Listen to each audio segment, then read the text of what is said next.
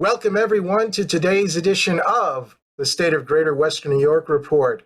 Have you ever wondered what really happened when the COVID lockdown came? How did it impact businesses? What were the worries? What were the concerns?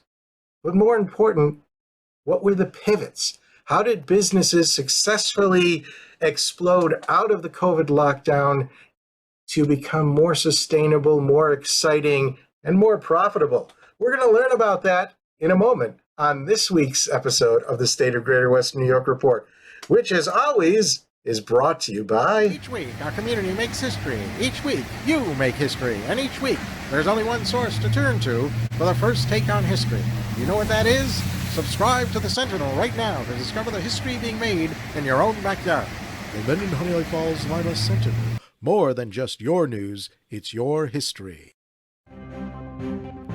Welcome, everyone, to this edition of the State of Greater Western New York Report. Join us each episode as we discuss fantastic topics ranging from history to science to the strange and the wonderful, as well as the treasured spirit with which our region has infused America. We challenge you to consider all things Greater Western New York, from our region's very beginnings to how it inspires, how it empowers, and why it is so admired. Here's the host of the State of Greater Western New York Report, Chris Carosa.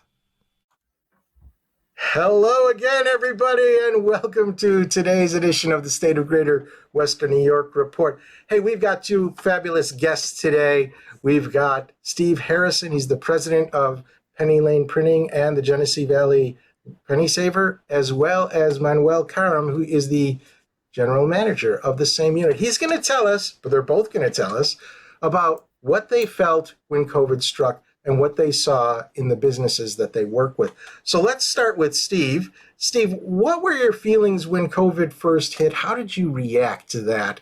And what were your expectations? Well, Chris, it was truly a scary time that we all went through. And our business is so dependent on other businesses, small businesses. Luckily, we have been a member of the Association of Community Publishers for almost 40 years. And we quickly put together a support group. And we would, every week, get on that call and talk about what we were doing, how were we handling the COVID, what were we doing for our customers. And it was, like I said, a terrific group, a support group. We helped, I feel, a great deal of our customers. We discounted our advertising rates by 30% for our printing customers in Penny Lane. We helped them with letting them not have to pay quite so timely, help them out with their cash flow. And, one of the things that I had read, and I think we did a really, really good job of for our ad consultants that now became kind of homebound. They worked remotely. The computer, their cell phones, text messaging, that was the lifeline to their customers. But what we really did a good job of was listen to our customers and the pain that they were going through. I think that helped a lot for our customers to cope, because perhaps they didn't have a lifeline like I did, a support group like I did, to be able to vent and talk about their situations. So I was really appreciative of how our company responded. I think our customers were as well. Let's go back to Manuel. Now, Manuel, you were on the front line, so you were actually talking to the businesses as these things were happening. Give us sort of like a man on the street perspective of what you were doing. Were you actually out in the field when the announcement was made that everything was closing down, or were you on the phone? Or what did you see, and what did you feel, and how did the people that you were talking to respond? Well, Chris, I remember the week of, must have been a day or two before everything shut down. We were at a a meeting with one of our car dealership customers, and we didn't know what to do. We knew that there was buzz about COVID, and are we safe? Are we not? We didn't know if we should shake hands. We didn't know if we should be having masks on. There was just so much confusion around it all. So that was sort of how we were feeling leading into the announcement that everything was going to shut down. But then once it did, we had, as Steve was saying, we had to kind of pivot quickly with what we were doing with our sales team. We had about 15 people who are used to talking to customers and handling their ads, and their emails are constantly coming in, and texts, and there's a little bit of chaos to what we do, and all that sort of came to a screeching halt. So we said, well, what can we do? And we said, okay, every salesperson should be making 60 calls a day and stop selling. So no more selling, just make 60 calls and just see how your customers are doing. Talk to them, figure out anything you can do. But at least make sure you're, staying active and doing your best to listen. So that was, I think, good for our team to know at least what to do and to stop worrying about revenue for a minute there. We've had different stories about a customer crying on the phone, and the next, the sales rep just had to pick up the phone and, listen, but then, call someone else. And that was a challenge for us, but I think it was the right thing for us to do. I was going to ask you, what was the response that you got? So crying is one of them. Were there any sort of questions that seemed to repeat themselves from one client or one customer to another? Or did you ever get any interesting ideas from these conversations? Yeah, in listening, we had a couple different things. We had a couple businesses say, we need cash flow. We need it, and we need it right now. What can we do? So we kind of came up with this one idea called GV, Genesee Valley Marketplace. And what we did is we sold gift certificates online on behalf of our customers at a discount. So let's say the business sold a $100 gift certificate for $50. It was a way for them to get some money, but they were also sort of, offering value to our readers for the future. And that was a big hit. We got a lot of people that were buying gift certificates and sending them to their friends and family. And so we were pretty proud of that idea that came out of it. So, Steve, on the Penny Lane side, on the printing side, what were some of the things that you noticed right away? Was there a cutback in people ordering printing, or were people being more proactive and printing things that were really of the moment to address the current situation as it was then during COVID? Yeah, Chris, for the printing side of it, we are a publication printer, and we print for other companies as well. That part didn't slow down. It wasn't quite as robust in terms of the number of pages, but there were some other things that we did. Posters, signage became very, very important for our customers. We have a whole promotional products division here as well under Penny Lane. And we did a lot of stickers, posters, and some of the stuff we gave away for our customers. But floor decals, keep 6 feet separate from the person in front of you and stuff like that. That was really vital for obviously a lot of customers. So we also did an interesting thing, Chris, for the restaurants. We came up with a very low cost disposable menu. The CDC said, look, if you're going to have people in your restaurant, the menus have to be disposable. And we came up with a very affordable, very simple black ink on white newsprint kind of a menu that a lot of our restaurants took advantage of. It makes me wonder, were there any new businesses that came in as a result of this, maybe asking for these specialty prints? And is that something that kind of surprised you? Yeah, we did pick up some new restaurants because of that. Manuel can speak to this, but we're pretty good at using social media ourselves to promote some of the other services that we offer, in addition to our own Pennysaver. So we did take that opportunity, and we did garner some new business from that as well, which we have today. Manuel, you want to go and elaborate on that? Because it sounds very interesting that you would actually be getting new customers when everything else seems as to be shutting down.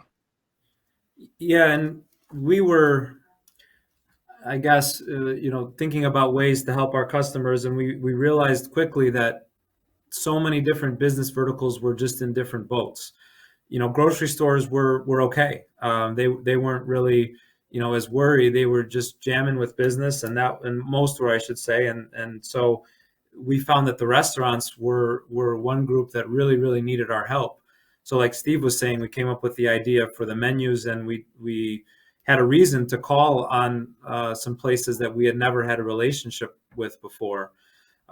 We also had a QR code option. If they didn't want to buy the menus, we would just create a QR code for them, and they could put that on their counter, and people could scan it with their phones when they were in. And we also had a big campaign just for free ads for restaurants. Just, hey, do you want an ad this week? It's free for you. And we just wanted to be a resource, and the restaurants were ones that I think really needed our help, maybe more than anyone else. So, how long did it take before you stopped just calling people and not asking about money or selling anything? How long was it until you started saying, hey, there's an opportunity for you? Maybe you should consider doing this? I think we felt a little more normal in September of 2020. Yes, September of 2020. That's when we really saw hiring ramping up. So it wasn't, the initial phase wasn't, okay, everyone's just back to business. It was sort of, okay, everyone wants to get back to business. So we saw a lot of help wanted types of placements. If you looked at our publication at that time, you would have seen a very big and robust employment section, probably less so businesses advertising their goods and services. So I think that's around the time we saw an uptick. So in September of 2020, things start turning around. When we come back, we'll talk more about how they turned around, and we'll get to a couple of your questions that these experts can answer. We'll be back right after this message. Through the mists of time, nature and man have both created and buried treasures beyond the imagination. With the ages, these riches slowly dissolve into mere myths until they are forever forgotten.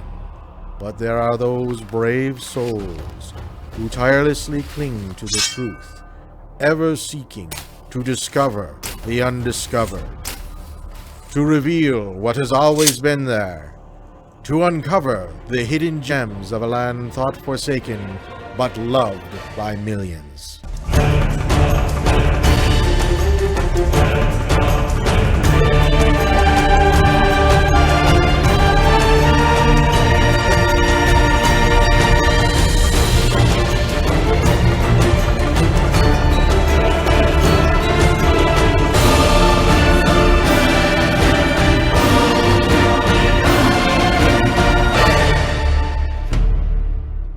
50 Hidden Gems of Greater Western New York. Discover the secrets in your own backyard. Buy your copy now at 50hiddengems.com. Welcome back to the State of Greater Western New York Report. I'm Chris Carosa. With us today are Steve Harrison, president of the Penny Lane Printing Company and Genesee Valley Land Trust. Genesee Valley Pennysaver. There we go. Old habits die hard. And also with us is Manuel Karam. He's the general manager. And we're at the time, September 2020, when things start to open up. Businesses are starting to think, okay, let's get back into business. Where the worst of it, at least the feeling was that the worst of it was behind us. So first of all, let's look at it from your company's standpoint, Steve. What was it that you what gave you the impression or the sense that it's now time to start getting back to normal? Well, like Manuel said, we had an uptick there in our employment, and that's usually a good indicator, not only locally but nationally as well. And it still continues today. Our employment uh, offering in our paper is very robust. Um, but it was a time that still our people, and still a little bit today, but our people, for the most part, communicated remotely. Um, not to give them a plug, but Microsoft Teams we use internally, and for everyone to stay on the same page internally was just a great tool for us to use. Um, the printing hung in there, um, as did our paper. So both from the standpoint of Penny Lane Printing and Genesee Valley Publications, things were slower for sure, but we were consistent, and our people just hung in there. We So have a terrific staff. how many people are now back in the office, or do you do a hybrid model where there's both remote workers and in-office workers? It is hybrid. Manuel could probably give you the exact figures, but it's kind of interesting. Penny Lane Printing and Genesee Valley Publications, it's about a 50-50 mix in terms of employees, about 40 for each. And certainly our press crew has to be here, had to be here through the entire COVID. We were so very careful. The mask, of course, the cleanliness, the wiping down of the work areas, um, checking in, checking our temperatures, doing all the things that we all had to do. But they were very diligent at doing so. Obviously, a lot of that is relaxed, but for the ones that could work remotely, Chris, they did and still continue to do so. The one uh, person that works remotely that I just find fascinating is our proofer. She proofs every ad, every job work uh, piece of printing that we do, and she does it all on a computer at home. I believe she lives in Mount Morris, and she is absolutely terrific at doing it. But you wouldn't think that you'd be able to, or have that kind of interactive communication that we need with the person that did uh, the graphic work. But thanks to Teams and thanks to her and our team, we've made that work, and it's become rather efficient. That To the point, efficiency. I, Oh, go I, I ahead. don't know if I don't know if we'll uh, ever have a complete um, attendance back in house like we had.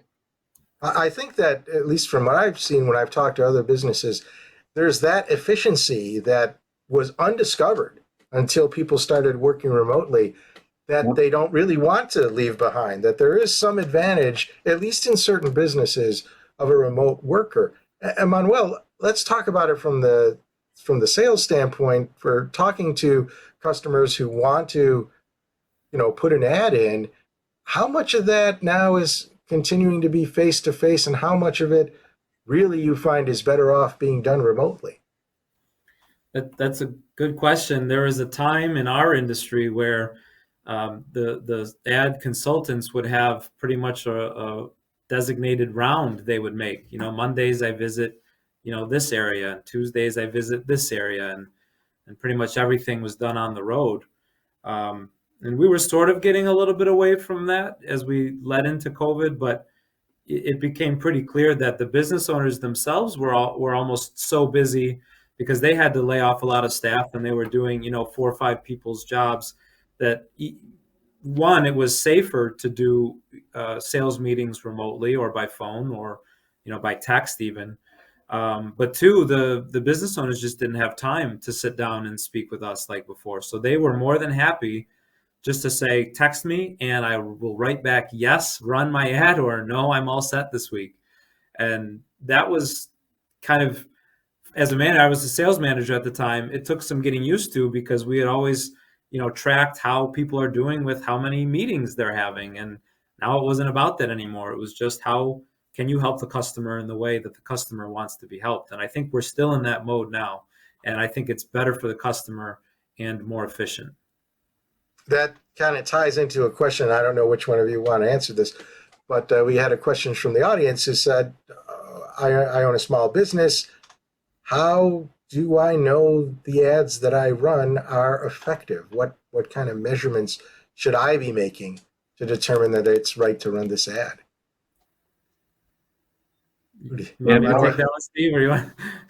Well, I will say this, that our paper, every year we are audited, and we are audited by a company called Circulation Verification Council, CVC, and they do a readership study, a receivership readership study, and our numbers are still some of the highest in the country. We're in the top 1% of free community papers in the country for reach, readership, and response. So that's the wonky part of my explanation, but it's a strong one because we've always enjoyed such a strong readership. We do guarantee eyeballs to our customers. The results, that's really on our readers, the need, what the offer is. Timing, as they say, is everything. But we do circulate where we say we do. I think that the sense of this question is not so much getting people to read the ad, but there's two ads, say side by side in the paper. One of them gets sales, the other one doesn't. So how does the business know how to construct an ad so that it is going to be more effective once people read it? One of the hardest things, Chris, is for a customer, an advertiser, to understand that less is more. When it comes to advertising, they so want to put everything that they can sell or service in the ad, and that clutters the ad. It turns off the eye. White space is one of the most important things that an advertiser can have in their ad, and it attracts the eye. And if the eye is attracted, and if there's a good offer, and like I said, there's a need, all those stars align, those ads are very, very effective. And it doesn't matter what publication it's in. It really has a lot to do with that artistic portrayal of the ad. It reminds me of that famous Volkswagen ad. Do you remember that? It's all white space with a little car in the middle and then one simple phrase underneath, and I don't remember what the phrase was. This ad is from the, well, I'm thinking it was before that. This is from the 60s, I think. Okay. It was a regular word you could see. I mean, it was a word, maybe it was smart, who knows, or I'm confusing that with Apple. In either case, white space, I think, is the key lesson or the takeaway from what you're saying. You want to have more white space so that people can focus on this singular message, the one message that you want to get across to them. We could probably do a whole class on how to do advertising. Manuel, from your perspective, when somebody is talking to you about what are the sort of questions that you see people ask? I'm thinking about maybe from a first-time advertiser who has no experience in advertising, what are the sort of questions that they would ask? Sure. So let me start off by saying, working in the ad sales world, the absolute best thing that can happen in my day or our team's day is when people come back and say, this campaign was great. I got a lot of business from it. Thank you for all you do. And on the other side, the worst thing, that we work very hard to stay away from is if someone says, I didn't get much from this because we put our heart and soul into keeping our customers happy, making sure they're getting value on their investments. So we really want everyone to have success. Let's start by saying that. But I get the same question. I get the question, is this going to work? That's number one. And I kind of go through three things when I get that question. Number one, there was a recent study by Google that came out that said your ad has to be seen 15 times before someone responds. And that's sort of mind-blowing right from the start, because a lot of people, if they want to test the publication, they say, let's just do one time and see how it works. We know that it's not going to be the most bang for your buck when you do that. And you're going to be probably disappointed. So right now we know Google is saying 15 times your ad needs to be seen. Number two, in addition to white space, I like to get advertisers to think it's not about you, Mr. Advertiser, it's about your customer. So when you're putting an ad together, there's a tendency for new customers to think, okay, I need to tell everyone about me. What I would say is focus on your customer. Tell them why they should shop with you. What's in it for them, not tell them about you or me, right? So that's number two. That helps us kind of formulate the ad. And then the third thing, and this kind of goes back to your last question, is how are we tracking results? And now it's not just the paper that we can help advertisers with. We have a digital team that could handle anything that a large agency can in our market. Website design, social media promotion, what's called programmatic ads, which show up on mobile phones.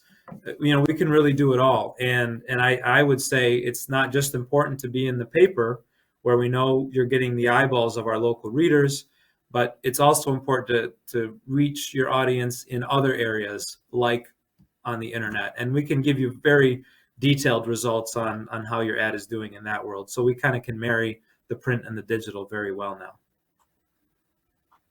That's actually that really kind of opens up to maybe another marketing course, another type of marketing course. Wow, we're just about out of time. Steve Manuel, do you have anything more that you'd like to add before we break here? Well, I'm very appreciative, and I am very optimistic, Chris, about the future. I know we're having some tough times right now with inflation and gas and this crazy thing that's going on in Ukraine, which is just a shame.